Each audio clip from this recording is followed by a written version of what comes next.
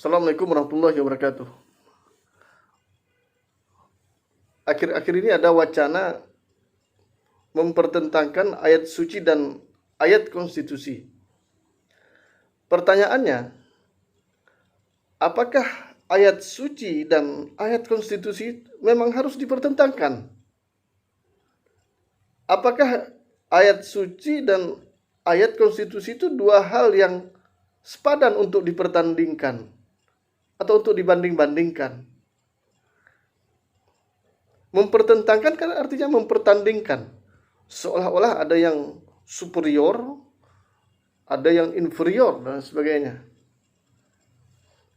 Atau malah yang perlu kita sarankan, yang perlu kita paradigmakan, bahwa antara ayat suci dan ayat konstitusi itu bukanlah dua hal yang perlu dipertandingkan. Justru dua-duanya adalah hal yang harus dipersandingkan dan dua hal yang sangat tidak bertentangan. Kalau kita memaksakan ayat suci langsung secara tekstual untuk menjadi dasar aturan kita, itu yang akan terjadi adalah seperti yang dilakukan oleh banyak negara yang mengklaim dirinya negara-negara Islam, seperti di Afrika, seperti di kawasan seperti Pakistan, Afghanistan, dan Asia Tengah itu. Yang terjadi apa? Yang terjadi adalah kehidupan yang sangat sangat radikal, kehidupan yang sangat keras, hukum yang sangat tidak adil justru. Kita masih ingat kasus Malala Yousafzai, penerima hadiah Nobel itu, yang memperjuangkan haknya untuk bersekolah. Sementara rezim Taliban yang mengklaim telah menerapkan syariat Islam di Afghanistan, ya, syariat Islam yang telah direduksi, yang telah didistorsi oleh pemahaman mazhab. Akhirnya bukan ayat suci yang justru berlaku. Yang berlaku adalah mazhab, pemikiran tiga abad pertama setelah Islam lahir, yang belum tentu sesuai dengan apa yang diinginkan oleh Al-Quran, apa yang diinginkan oleh yang menjadi prioritas justru hal-hal yang sama sekali tidak ada kaitannya dengan kualitas hidup kita sebagai manusia. Ya, padahal setiap hari mereka berdoa, Rabbana atina fid dunya hasanah wa fil akhirati hasanah wa qina adzabannar. Karena mengartikan hasanah itu masih arti yang sangat normatif. Yang diartikan sebagai kebaikan. Apa yang baik? Apanya yang baik? Yang baik yang dalam konteks kita sekarang yang harus terukur. Smart. Smart itu harus spesifik, harus khusus dia. Kemudian M-nya itu miserable, A-nya itu achievable, reachable, smart, dan timely. Itulah ukuran sesuatu kebaikan zaman sekarang. Karena itu saya lebih suka mengartikan hasanah itu kehidupan yang berkualitas, kehidupan yang bermutu. Ya. Karena itu itulah. Baik, kita kembali ke isu ayat suci dan ayat konstitusi tadi. Untuk memudahkan pemahaman, Saya akan memberikan analogi. Ayat suci itu umpama kalau kita ingin menikmati durian, mungkinkah kita menikmati durian tanpa membeli, tanpa ada, mungkin membeli, tidak mesti ya, tanpa ada kulit durian? Mungkinkah kita menikmati durian tanpa merasa perlu pada kulitnya? Itulah perbandingan antara ayat suci dan ayat konstitusi. Kulitnya itulah umpama ayat suci, sumbernya, dasarnya, ya. Kemudian isinya itu adalah yang kita tuju, ya. Kulitnya itulah yang menjadi pelindung bagi isi yang ada di dalamnya. Karena itu, kalau ada orang hanya ingin menikmati durian tetapi tidak mau kulitnya, itu juga tidak mungkin. Dan juga menginginkan isinya tanpa menghargai kulitnya, itu juga sangat tidak mungkin. Dan lebih lucu lagi kalau kita tidak mau isinya dan hanya mau kulitnya. Ingin menikmati durian, tapi makan kulit durian saja. Apa enak yang seperti itu? Tentu saja tidak. Karena itu, sahabat yang dirahmati Allah, kita sudah cukuplah energi kita untuk mempertentangkan, sudah cukup terkuras. Kita tidak sadar bahwa justru manusia di muka bumi ini yang pertama sekali membuat konstitusi adalah Nabi kita, Nabi besar Muhammad sallallahu alaihi wasallam. Kita ini ikut Nabi Muhammad, atau ikut siapa? Nabi Muhammad membuat Sahifah Al-Madinah itu kan untuk membuat kesepakatan antara umat Islam dengan umat-umat beragama yang ada di Madinah. Kaum-kaum dan agama-agama yang ada di Madinah.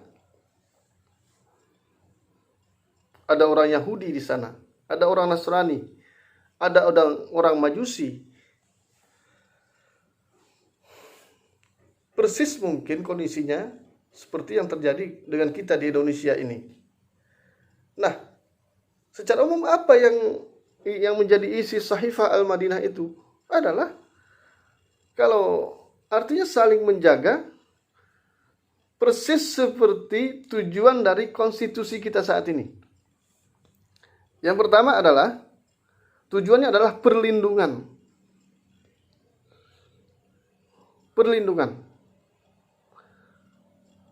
Yakni kalau misalnya ada serangan dari luar, maka semua warga Madinah akan menghadapi serbuan itu tanpa memandang apakah dia akan melindungi kaumnya ataupun kerabatnya sendiri. Tidak. Yang dilindungi adalah the country of Madinah, atau negara Madinah yang saat itu sudah terbentuk dengan adanya konstitusi itu. Ya, kemudian dalam aspek perlindungan ini, keselamatan, masalah keamanan. Kalau terjadi kriminal dan pelakunya adalah salah satu dari warga dari kaum yang ada di Madinah itu, maka dia dihukum berdasarkan hukum yang berlaku pada kaum itu, dikembalikan. Atau kalau ada seorang melakukan kriminal, maka seluruh kaum yang seluruh kaum kerabatnya atau kabilahnya itu menanggung kalau dia melakukan pembunuhan misalnya, maka dendanya ditanggung oleh satu kabilah itu, satu kaum itu. Ya itulah, itu aspek perlindungan. Konstitusi kita sekarang lebih maju lagi, sudah berbicara aspek kesejahteraan. Nabi waktu itu karena konteks pada saat itu mungkin belum sempat pada aspek kesejahteraan dan juga aspek pencerdasan. Karena yang penting pada saat itu adalah konteks ketika Nabi membuat Sahifah Al-Madinah itu yang berharga adalah aspek perlindungan, aspek keamanan. Jadi sahabat sekalian, ya sudahlah, jangan mempertentangkan lagi antara ayat suci dan ayat konstitusi. Konstitusi kita itu sudah sangat Islami itu. Diawali dengan Pancasila. Pancasila itu memang bahasa Sanskerta. Tapi apakah bahasa Sanskerta itu bukan ayat Tuhan? Bukan bahasa Tuhan. Apakah Anda harus bahasa Arab dulu baru menerima Pancasila itu menjadi dasar negara? Apakah harus disebut dulu Al-Mabadi'ul Khamsah? Sila pertamanya harus Ar-Rabbaniyah Al-Mutafarridah. Sila keduanya harus Al-Insaniyah Al-Adalah Al-Mu'addabah. Sila ketiganya Al-Wahdatul Indonesia dan seterusnya. Sila kelima. Apakah harus dibahasa Arabkan dulu baru Anda terima? Itu kan metode bagaimana membentuk prinsip Al-Quran itu menjadi dasar hukum. Pancasila itu adalah turunan dari kitab suci kita. Kitab suci Al-Quran, prinsip-prinsipnya yang sudah sangat padat. Al-Quran yang 6.666 ayat itu bukan kitab hukum. Itu harus Anda tahu. Itu kitab moral, kitab etika. Dasar-dasar nilai-nilai kemanusiaan, nilai-nilai kehidupan. Diawali dengan surat Al-Fatihah, diakhiri dengan surat Al-Ikhlas. Walaupun panjang ceritanya Al-Quran itu, panjang ayatnya, banyak cerita tentang nabi-nabi dan kaum-kaum sebagainya, itu kan semuanya sindiran buat kita. Cerita-cerita tentang nabi-nabi, tentang kaum-kaum yang menentang dan lain sebagainya, membuat kerusakan dan sebagainya, itu kan hanya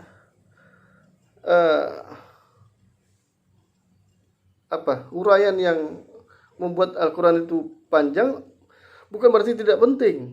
Itu menandakan bahwa Al-Quran atau Allah Subhanahu wa Ta'ala mengingatkan kepada kita, begitulah yang terjadi di masa lalu. Ada kaum-kaum yang intinya pada dalam Al-Quran itu kaum-kaum yang pernah hidup di muka bumi ini hanya dibagi kepada dua golongan. Dan itu sudah dijelaskan di dalam abstrak Al-Quran itu sendiri, yaitu Al-Fatihah. Karena dalam Al-Fatihah itu ada tujuan dari kehidupan ini sendiri dan juga jenis-jenis manusia atau bangsa-bangsa di masa lalu yang hanya terbagi pada dua golongan. Yang pertama, orang-orang yang diberi petunjuk, ya. Dan yang kedua adalah orang-orang yang merusak, orang-orang yang dikutuk. Siapa orang-orang yang diberi nikmat? Itu adalah orang-orang yang tidak mengikuti nilai-nilai kemanusiaan yang diajarkan oleh. Sedangkan bangsa-bangsa yang dikutuk adalah bangsa-bangsa yang tidak mengikuti nilai-nilai yang ditunjukkan oleh Allah Subhanahu wa Ta'ala. Karena sesungguhnya sejak Nabi Ibrahim menemukan tauhid, pada saat itu sebetulnya Islam itu sudah ada. Islam itu bukan agama terakhir. Seperti yang sering mungkin kita dengar. Islam bukan agama terakhir, saudara. Islam itu agama pertama yang ditemukan oleh Nabi Ibrahim. Jasanya menemukan, prestasinya menemukan Tuhan itu. Itulah yang diabadikan sekarang di Arab Saudi sana. Itu adalah prasasti prestasi Ibrahim menemukan dalam tanda kutip Tuhan. Karena itulah prestasi peradaban yang paling tinggi. Kita menemukan, meyakini bahwa semua yang ada di dalam peradaban manusia ini adalah sumbernya Tuhan. Dan Nabi Ibrahim dengan kondisi sosial saat itu bisa membangun satu perspektif, membangun satu paradigma bahwa Tuhan itu ada. Itu bukan main-main. Itu jauh lebih berharga daripada penelitian apapun saat ini yang ada di dunia ini. Penelitian apapun. Itu kan semua turunan-turunan. Saat ini justru kalau kita cermati bisa saja sesungguhnya Nabi Ibrahim melakukan penelitian ketika dia melihat bintang. Apa dia melihat sekedar melihat begini saja? Kan tentu tidak. Falamma ra'al qamar misalnya. Falamma ra'asy syamsa bazighah dan sebagainya. Itu kan bahasa-bahasa simpel dari Al-Qur'an yang bisa jadi Nabi Ibrahim melakukan penelitian yang luar biasa. Sehingga dia tumbuh di dalam dirinya keyakinan yang sangat luar biasa bahwa Tuhan itu ada. Bukan sesederhana cerita yang ada di dalam Al-Quran itu yang kita baca mungkin hanya sepintas lalu saja. Mungkin dia melakukan penelitian tentang eksistensi Tuhan itu. Ternyata kesimpulan akhirnya, ya Tuhan itu tidak bisa dibayangkan. Tetapi wujudnya ada di dalam diri kita. Mau cari Tuhan tidak usah jauh-jauh. Cari saja di dalam dirimu. Wa fi anfusikum afala tubsirun. Tidakkah kita melihat sekarang yang banyak justru masuk Islam sekarang adalah orang-orang intelektual, saintis, para peneliti. Luar biasa. Jadi kenapa kita justru mempertentangkan ayat suci dan ayat konstitusi? Konstitusi kita itu adalah turunan. Kalau saya mengatakan, itu Al-Quran itu untuk global. Rahmatan lil alamin. Itu betul. Apanya? Apanya yang rahmatan lil alamin? Prinsip-prinsipnya, nilai-nilainya. Tapi bukan teksnya. Itu yang harus ini. Teksnya boleh apa saja. Tapi teksnya pun apanya dari teks itu yang harus kita rebut. Yang harus kita rebut bukan tekstual ayatnya. Contoh tekstual ayat Al-Quran yang tidak mungkin diterapkan di Indonesia adalah zihar. Mungkin Anda pernah baca ayat tentang zihar. Walladzina yuzahiru. Ya, karena ada awalnya itu walladzina yuzahiruna nisa'ahum. Ya kan? Barang siapa yang menzihar istrinya, zihar itu artinya menyamakan istri dengan punggung. Mohon maaf, zihar itu artinya punggung, menyamakan istri dengan itu punggung ibunya. Itu adalah budaya Arab ketika mereka benci kepada seorang perempuan atau istrinya. Benci kepada istrinya, mohon maaf. Mereka lantas mengatakan, kau bagiku seperti ibu saya. Artinya haram, tidak mungkin lagi digauli. Nah, ayat itu mungkin tidak berlaku buat orang Indonesia. Tapi apa prinsip-prinsip yang harus kita gali dari apa itu ya? Dari ayat itu. Apa prinsipnya? Mungkin prinsipnya adalah prinsip tidak boleh melecehkan kaum perempuan.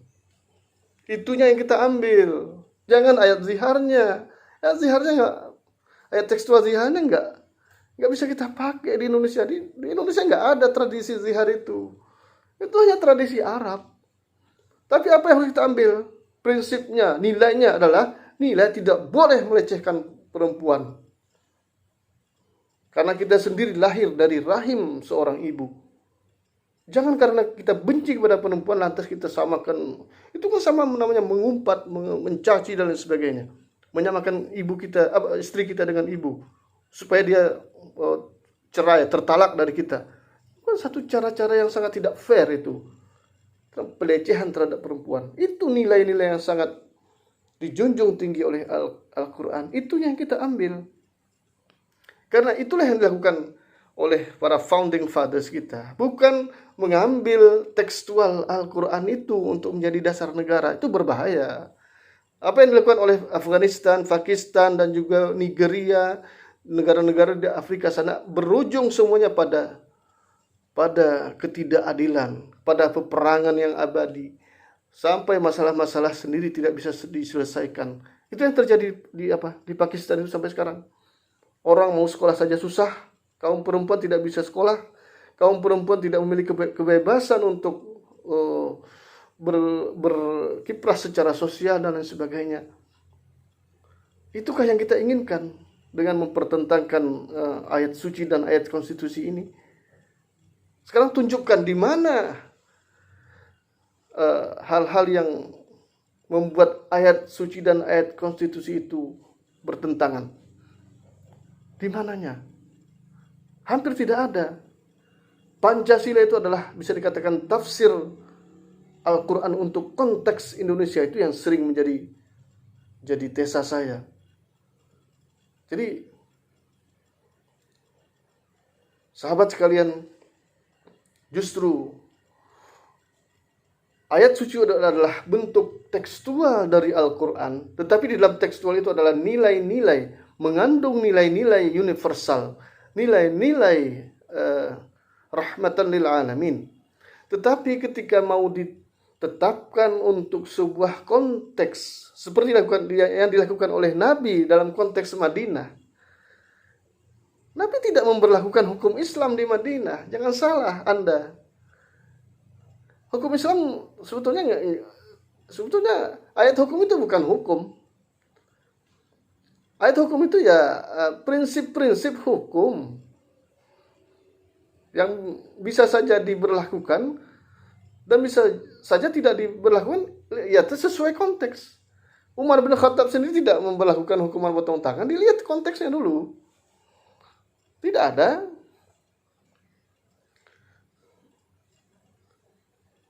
Kenapa orang mencuri? Ya sebab-sebabnya ditelusuri. Kenapa orang berzina? Sebab-sebabnya ditelusuri.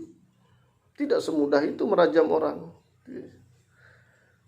Dan justru yang terjadi justru nanti orang akan menghujat Islam sebagai agama yang pro kepada penindasan, pro pada kekejaman dan sebagainya. Jika kita konsisten pada mengamalkan Pancasila, kemudian kenapa harus Pancasila digunakan di Indonesia ini? Ya gitu kan, kalimatun sawa, kalimat yang memersatukan semua golongan yang ada di Indonesia ini. Kalau kita gunakan bahasa Arab, itu nampak sekali kita mendominasi negara ini. Orang lain macam numpang saja di negara ini, milik kita. Apa kita senang dan seperti itu? Apa justru ketika umat lain nggak hidup berdampingan bersama kita, lantas kita maju? Tunjukkan di mana ada negara atau masyarakat di dunia ini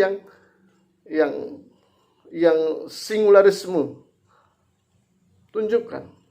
Nggak ada. Justru itulah makna dari inna khalaqnakum min dzakari wa untha wa ja'alnakum syu'uban wa qabaila lita'arafu inna akramakum 'indallahi atqakum. Takwa. Sesungguhnya yang paling bertakwa itu adalah yang paling mulia di sisi Allah, itu adalah orang yang paling bertakwa. Takwa itu bukan takut artinya sama Tuhan. Itu kajian lain lagi nanti kita. Takwa itu sadar. Sadar artinya manusia yang paling mulia di sisi Tuhan adalah manusia yang paling sadar. Belum tentu orang yang KTP-nya Islam itu adalah orang yang paling sadar. Belum tentu. Sadar apa? Sadar untuk melakukan perbuatan atau hal-hal yang bermanfaat bagi dirinya, bagi keluarganya. Belajar yang baik sehingga menjadi sarjana itu orang takwa. Pengangguran setelah SMA tidak mau melanjutkan kuliah, apa layak kita sebut takwa? Ya, seperti itu. Buang sampah sembarangan, apa layak disebut takwa? Ya. Sekarang dunia ini mensyaratkan kita itu jago bahasa Inggris, jago komputer. Lantas orang yang gaptek, nggak mau belajar komputer, nggak mau belajar bahasa Inggris, nggak mau belajar matematika, apa layak disebut takwa? Jadi jadi saudara, itulah yang takwa itu orang yang paling sadar. Karena setiap prestasi di dalam hidup ini diawali dengan kesadaran. Dan kesadaran itu akan terus bertambah-tambah, berlipat-lipat. Tanyakan saja sama Pak Habibie. Atau siapapun orang-orang yang berprestasi di Republik ini, di dunia ini. Mungkinkah dia sampai pada prestasi itu kalau dia tidak diawali dengan kesadaran. Kesadaran akan eksistensi dirinya, kesadaran akan fungsinya sebagai khalifah fil ard, kesadaran akan aksi yang harus dia lakukan. Jadi ada sadar diri, ada sadar fungsi, ada sadar aksi, dan seterusnya. Jadi barangkali itu saja mungkin yang bisa saya berikan tanggapan terhadap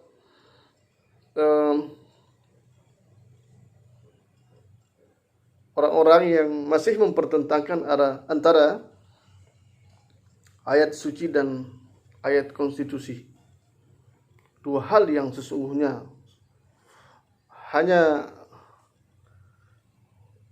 tampilan yang berbeda, hanya turunan satu sama lain saling merupakan hubungan antara, menurut saya jelasnya ayat suci adalah bahan baku, sedangkan ayat konstitusi itu adalah bahan jadi, turunan dari bahan baku. Setiap bahan jadi, ya tentu saja harus dibuat menurut konteks yang berlaku. Tidak mungkin bahan baku langsung dipaksakan untuk dipakai. Ya, kalau kita bahan baku baju, bayangkan tanpa dijahit menurut konteks orang yang memakainya. Ada orang yang berbadan gendut, ada yang berbadan kurus dan lain sebagainya. Apakah harus sama jahitannya? Tidak. Bisa seperti itulah konstitusi di Malaysia, konstitusi di Brunei Darussalam, konstitusi di ya pandai-pandai kita lah membuat ininya, meramu bahan baku itu supaya menyehatkan. Jangan seperti kerja di Pakistan dan negara yang lain sebagainya, Afghanistan itu tidak pandai meramu ayat suci untuk menjadi ayat konstitusi. Ya karena tidak mau capek-capek berpikir dan sebagainya, itulah yang terjadi pada mereka. Demikian yang dapat saya sampaikan. Mudah-mudahan curhat ini ada manfaatnya buat kita semua. Billahi taufiq wal hidayah. Assalamualaikum warahmatullahi wabarakatuh.